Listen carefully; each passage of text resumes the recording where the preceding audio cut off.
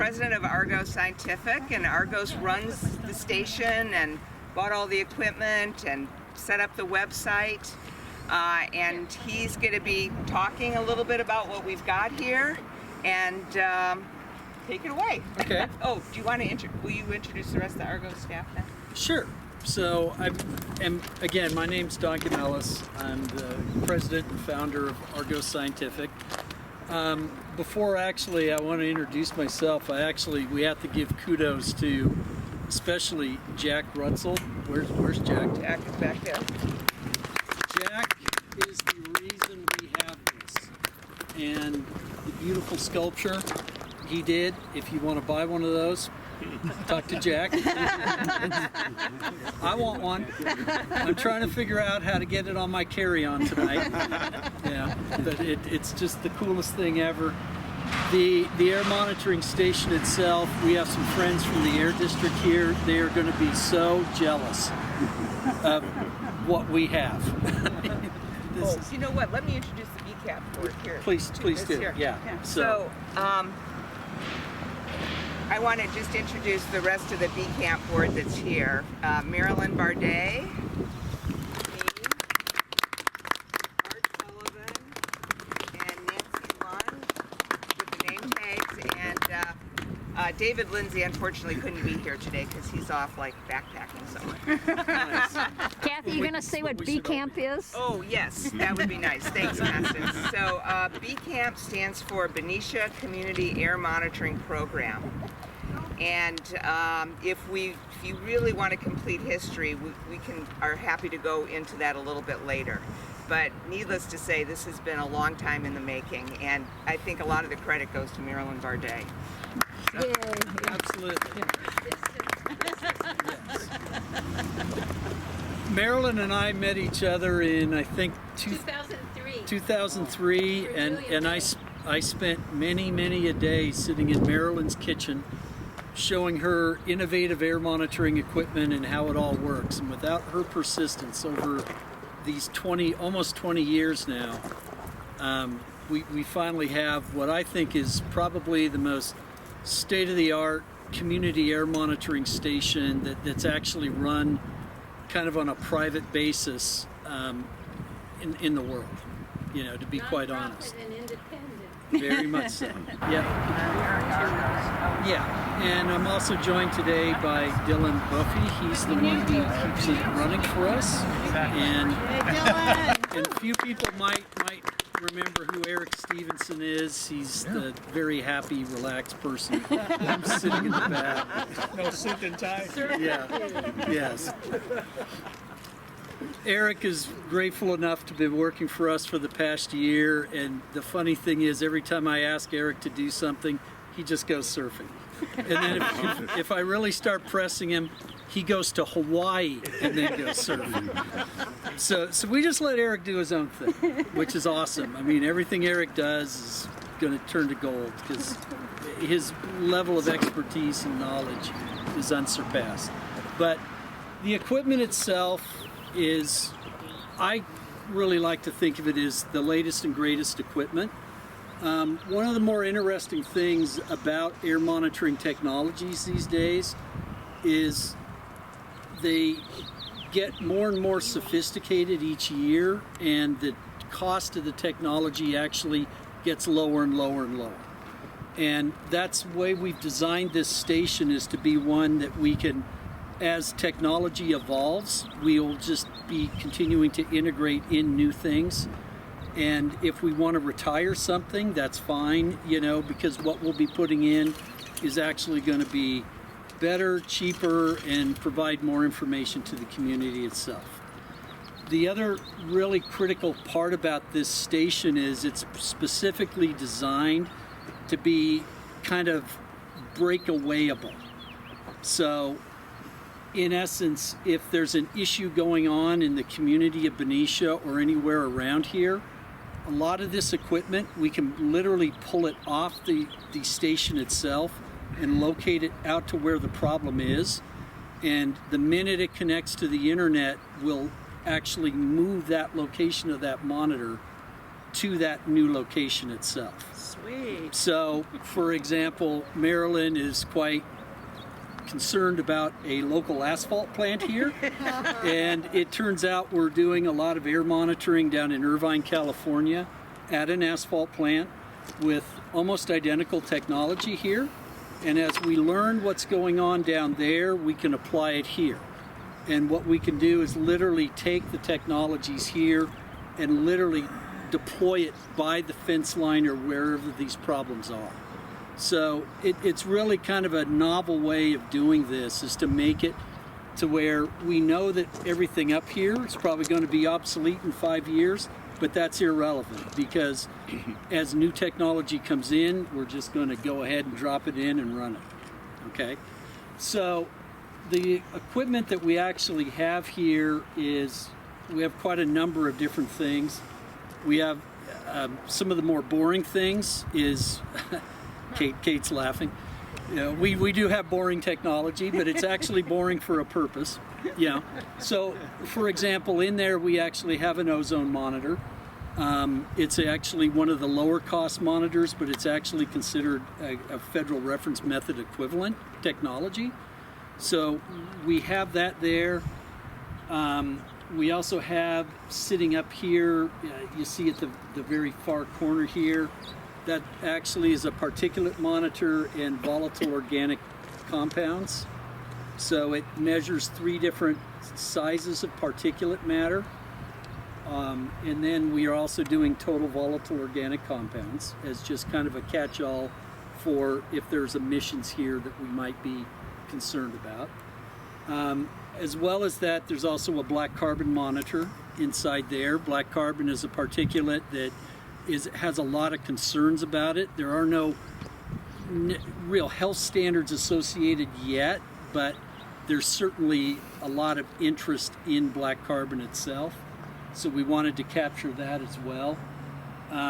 We have a MET station because no air pollution data has very little value to it unless you have meteorological data which will tell you where the source might be coming from or where it might be going to. So it's critical to have that. You know, this, as I'm sure the Air District will look around here and say, this is not the best place to site a MET station. There's a lot of things that will influence that, but our systems are set up to where we can suck in data from other sources of MET data that may be more appropriate for the community itself, and then use that to figure out where things may be coming from and where they're going to.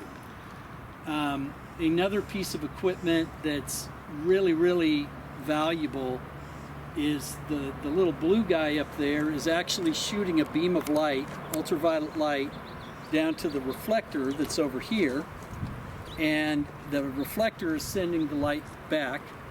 And if a gas that absorbs ultraviolet light, and there's many of them, cross that beam path, we can tell what the gas is by the wavelengths of light that were absorbed, and then by how many of those wavelengths, or how much of that wavelength was absorbed, tells us how much that gas is there. It's a really unique technology. It can do benzene, toluene, xylene, sulfur dioxide. Interestingly enough, at the asphalt plant where we're doing this down in Irvine, California, we're seeing a whole bunch of gases absorb light that we've never seen before. And the interesting thing is, once we are able to see that data, we can start looking through libraries of these gases to figure out what it is. It's again, the beauty of that technology is it also has the ability to detect gases that are associated with the wildfires that we might see. There's certain gases, like one called furfural, for example, which is very much associated with the combustion due to wildfires, and there's a real health impact to that gas. This is the only system out there right now that's actually able to measure furfural, is the one that we have here. And whenever we find new gases and stuff we can do, we just automatically just remotely update the software to start looking for those new gases. So it's an amazing set of technologies for a community station, and B Camp is the reason it's here, and Jack's the reason it's here, and we're just grateful to have the opportunity to provide the service and being able to put this all together for the community of Benicia. You know, Marilyn, what can anybody say about Marilyn? I mean, she is, without Marilyn and her persistence, you guys should be building statues.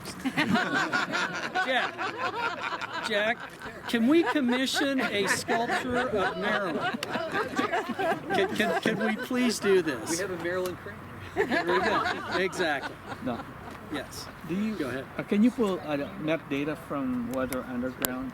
Yes. Yes. So I So have would you 2 minutes. repeat the question, please? I don't mean to be rude. Okay, yeah. Yeah. So the question was, and I'll kind of expand on this, was can we pull data from Weather Underground? And the answer to that is yes. We can actually pull data from anywhere. And that's one of the things is this is all part of the AirWatch project, which includes a lot of different sensors that are out there. The other thing that we're doing is making sure that the data that's being run here, because Eric would, he would go egg my house or something if I didn't do this. We are operating this the same way you would run a federal reference method air monitoring station. So we're trying to, we are setting the pace for the best quality assurance, quality control, you know, air monitoring plans, all the things that the air district people want when they look at data, we make sure these systems can do. Go ahead. You mentioned earlier in the presentation that as technology improves and gets cheaper, that we have the opportunity to modularly pull those out and replace them. Yep. Has there been a budget established for that, and is there a plan over the next 10 years or whatever period of time that the life cycle is on this? Is there a plan for that upgrading or constant looking and searching for new tools and technology that will be able to be more precise in what is in the air? So the question was, you know, with these systems, like I said, we're trying to be on the forefront of the technology development and use. Roughly speaking, the beauty of this is this has been funded for operation of about 5 years of operation right now. Eric, can you come here a minute? I'm gonna give an example, for example, of how this could benefit us. So right now, as I mentioned, we are operating the system with a black carbon air monitoring system. And then Eric came to me maybe 4 or 5 months ago and said, by the way, Don, there's a now much lower cost, portable, cheaper black carbon monitor, right? Right. Okay. This is what we do. Okay, this is what we do. So there was a study done that was a partnership with UC Berkeley where there was technology developed as part of that study, right? And some of those grad students that did the work for free took that technology, developed it a little bit more, made it marketable, and is now selling it. It does pretty much the same thing here. They've provided a whole bunch of information that shows it correlates well with the more standard equipment. It's modular, much smaller, so you can move it and put it everywhere. And so we're continually looking for things like that where we can do things, you know, cheaper, better, faster, and get some, you know, more spatial coverage if at all possible. So. And the much bigger community benefit to that is if we can get those technologies, which we're in the process of doing, which by the way will lower the operational cost of the system because it is a different type of technology, but because they're smaller and relatively low cost, it's stuff that other communities around here might want to use. We don't want to have just this as the only air monitoring data coming from Benicia, Vallejo, Rodeo, all of these other communities, we want to be able to find technologies that can be deployed all over the place, because that will just make it to where the information everybody's going to get is going to be much, much higher quality and allow us to do these things. I mean, ultimately, the point of doing this is to identify where sources are and try to mitigate them so that they reduce the impact of the burden on the community itself. You can't do that with a single station. You need to spread this stuff out, and that's why everything we're doing is making it to where it's smaller and cheaper and more efficient. You know, if you think about, you know, the cost, you know, if you were to buy a computer 10 years ago versus what a computer looks like today, you know, they still have the same outside, you know, but on the inside, there's so much more benefit from what you get out of today's technology at roughly the same price as you paid back then. Same thing is happening with air monitoring technology. It's a great time to be involved in this field as this stuff is evolving so quickly. And we're committed to keeping Benicia and B Camp the forefront of doing this. If I could add too, one of the other advantages of, say, what we were talking with the black carbon is you have an established station with very set protocols on how quality is maintained, right? You can bring those pieces of equipment here, run them side by side, verify that they're either working or they're not, and put them back out in the community, right? So now you've got some sort of link to quality data, right? So that, you know, you're providing information to the air district that is more helpful because it's now linked to something that has a quality trail, right? It's not the same as putting monitor stations all over the place, but it's a lot more helpful than just throwing equipment out and saying, yeah, it may work, it may not. You've got a link, right, to a quality system. So, you know, that's the other advantage of going smaller, cheaper, and more efficient, is now you've got a way to expand spatially and provide that spatial quality to some extent, right, throughout the area. Sorry, Don. So one issue in the air here, so to speak, is for 16 years Valero was emitting pollutants well in excess, hundreds of times in excess of the regulated limits. It wasn't, for various reasons, that information didn't come out until recently. If this station had been there during that period, I realize it could depend on which way the wind is blowing on a given day or whatever, but might this have detected such emissions? Certainly. Yeah. I mean, you know, we're just happy to be here now. Mm-hmm. You know, and again, a lot of this stuff may have been almost too expensive from a community level to be able to do it, but obviously if the technology was available back when emissions are higher, this doesn't discriminate. You know, this just samples the air. And that's kind of what we do, is we you know, part of our goal isn't to, you know, we're worried about the entire burden on the community of all the different sources of pollution.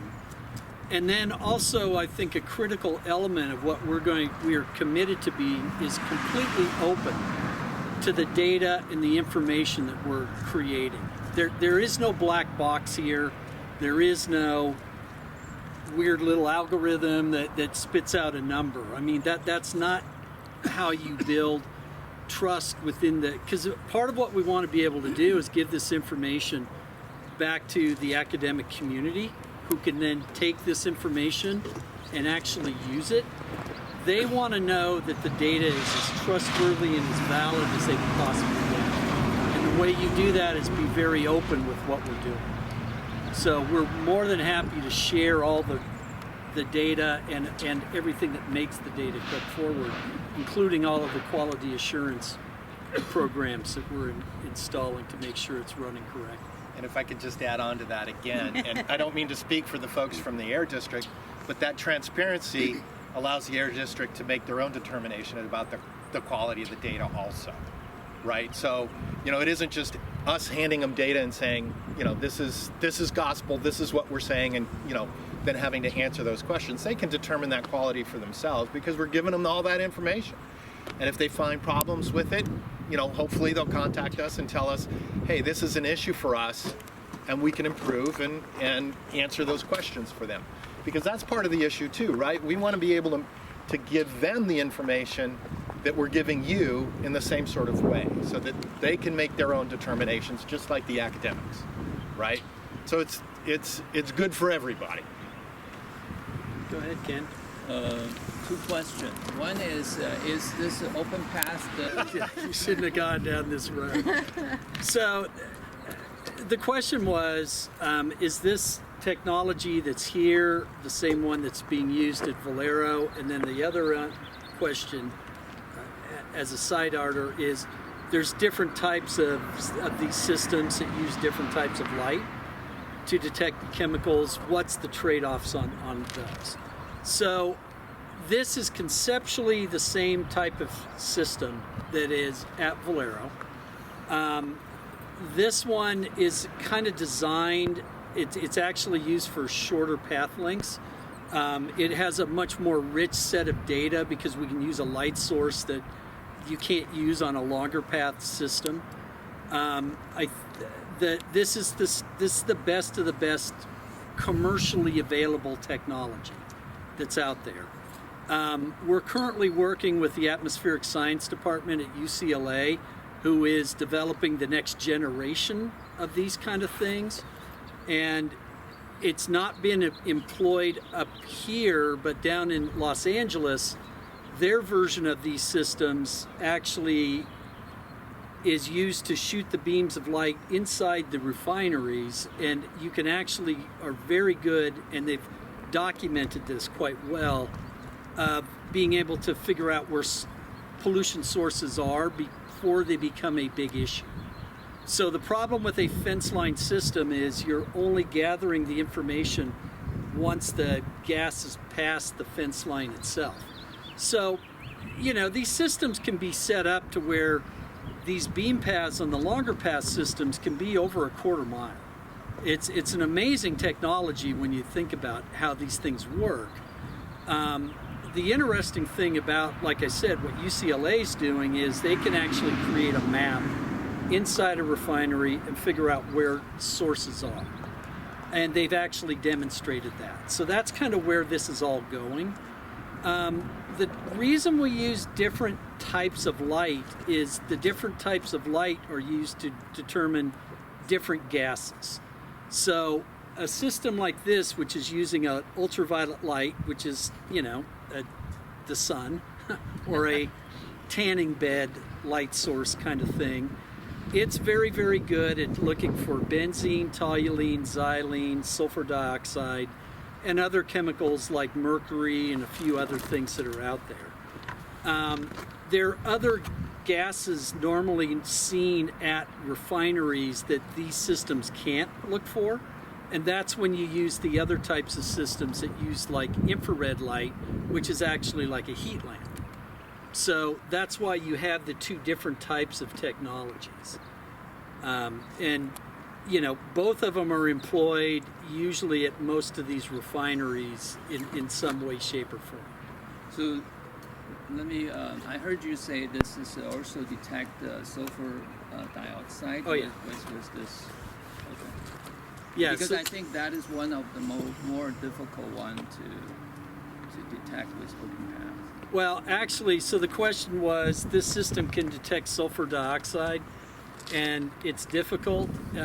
Quite honestly, it's the easiest one to do. Okay. It's actually very simple for these systems. They're ideal, actually, for sulfur dioxide. And we actually run the systems that are over at the Martinez PBF, Martinez. And if you look on that website, you'll see we detect sulfur dioxide all the time. I guess Eric says it's because there's a lot there. Yeah. Hank, and the reason for the funnel is so that you don't get rainwater in there. I mean, that's basically it. Yep. And then all that air goes into the instrumentation that's in the building, and it's distributed to the various instruments, and that's where the readings come from. And good meteorological data is really critical because that's how you can figure out where things are coming from. Okay, so like I said, right now the way this is kind of situated is not optimal because we're kind of in a little valley here, and we're, you know, this all has local effects on what we're measuring there. We do we measure, you know, wind speed, wind direction, temperature, relative humidity. These are all important because one of the reasons that relative humidity is important is to understand that systems that use beams of light, the only thing that really messes them up is dense fog or very, very, very heavy rain. And why relative humidity is important is that will tell you if the conditions are conducive to raining or not. So all of the information is very, very important, but we'll actually, and I'll invite you guys, we have a little meeting every Thursday where we just talk about data from this system and the one we have in Irvine, and we go through this about if we have a Met station that's kind of set up in a less than optimal place, can we do a comparison of it with one that is optimal, like an airport that's nearby, and do correlations to see if the data is good enough. And that's what, you know, the whole thing is be very open about this. If it's not optimal, say that. Don't pretend it's not or ignore that, but say it and then say, well, and by the way, it's not optimal, but here's where an optimal place is that's nearby. Here's how the two relate, and make all of that information available to people. So when we gave our original webinar, you know, we've already kind of figured out that there are obvious local sources of pollution just from the data we've already collected, where we can pinpoint where the sources probably are, and it's all based on the meteorological data there as well. Is one right behind us? Yes. Yes. I just wanted to put in a little plug for Don's, he calls it the Data Geek meeting. Yeah. That's Thursday, 8 a.m. Yep. I went to the first one last week, and I don't consider myself a data geek, but I thought it was really, really interesting. And it really gave me some insight about why getting certain types of information are so important. So, you know, you can contact us if you'd like to get the Zoom link for it. I thought it was really good. And if they're recorded, are those sessions recorded so we could watch it at 10 at night? sure, absolutely. And as a shameless plug, every once in a while we get really amazingly smart people from like the Air District who we just we just immediately the subject of the day stopped, and it was like, let's just have Kate tell us all the right things we need to understand about data itself. So they tend to be fairly impromptu, and we always want to invite as many people as we possibly can, just so that we get, you know, better understanding of how things are going. Another shameless plug here. I mean, the one we did yesterday was absolutely fascinating, where we were actually doing a comparison of two different fence line data that we're able to get from refineries, both looking for the exact same compound, and they're done under they're all publicly available data. But interestingly enough, you know, the two different fence line systems don't match each other at all. Jerry, we may be talking here. I look forward to it. And I found out the week before sort of why that kind of thing can happen. Yeah, and it's very much, it's not meant to be overly technical. That's not the point. The point is to get it to where people can have a good understanding of what this information is and why it's valuable. Above you see the upside down funnel. You see the thing that has a couple prongs sticking in the air. That's actually the Met station. And then the majority of the other samplers, the large thing up there, that's actually been replaced. That's the particulate sampler. So that big guy up there has actually been replaced by the little one. Which little one? The one right on the corner. Oh, right there. Oh. Yeah. That's how technology evolves. I don't see an anemometer, so it's a haptic. No, that's a ultrasonic. Yeah. Ultrasonic? Yeah. So there is no moving parts to the med And station. the rain itself. is also through Yeah. raindrops. Yeah, we don't have a rain gauge Oh, you up don't? there. No.